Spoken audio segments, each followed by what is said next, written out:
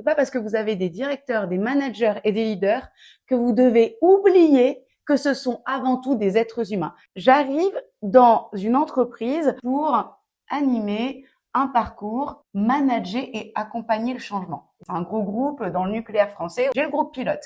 On met les 7 managers les plus anciens ou les managers costauds. Le premier jour, la formation se passe très bien. On fait le bilan, nickel. Ils ont apprécié, ils ont appris des choses, on a échangé, ils sont contents de se retrouver aussi. On vit le deuxième jour. On monte en crescendo, en exercice pratique, en projection aussi, comment eux vont accompagner leurs équipes. Mais je sens qu'il y a un truc latent, tu vois. Et j'arrive pas à l'identifier. On fait le bilan à l'issue de ce deuxième jour.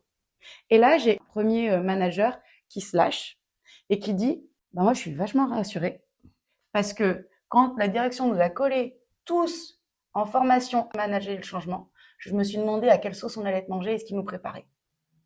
Et là, j'ai compris que pendant les 2 jours, ils venaient de vivre un truc super sympa avec cette épée de Damoclès au-dessus de la tête, qu'est-ce qu'ils nous préparent. Et puis de là, les 6 autres ont dit, ouais, moi c'est pareil, moi c'est pareil, moi c'est pareil. Et là, je me suis dit, waouh. L'intention de la direction, c'était d'outiller tous les managers parce que le fait est que l'entreprise change en permanence. Suivi quelque chose, c'est un espèce de faire semblant, on joue un jeu et en plus on le joue excellemment bien. Et en fait, pendant les 2 jours, il y a comme un truc énorme au milieu de la pièce et personne l'a vu. Ça veut dire qu'il suffit d'une personne qui a suffisamment travaillé sur sa vulnérabilité ou sur le lâcher prise ou sur oser dire les choses, qui perce, tu vois, le ballon de baudruche pour que tout éclate au milieu. Ah oui, c'est le phénomène en fait de contagion dans l'entreprise.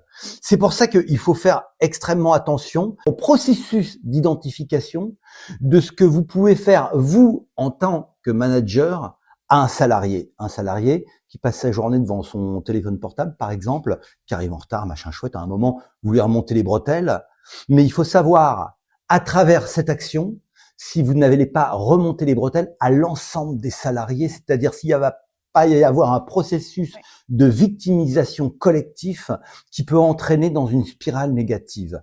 Et tout ça, ce phénomène de contagion, c'est à prendre en compte dans l'entité collective.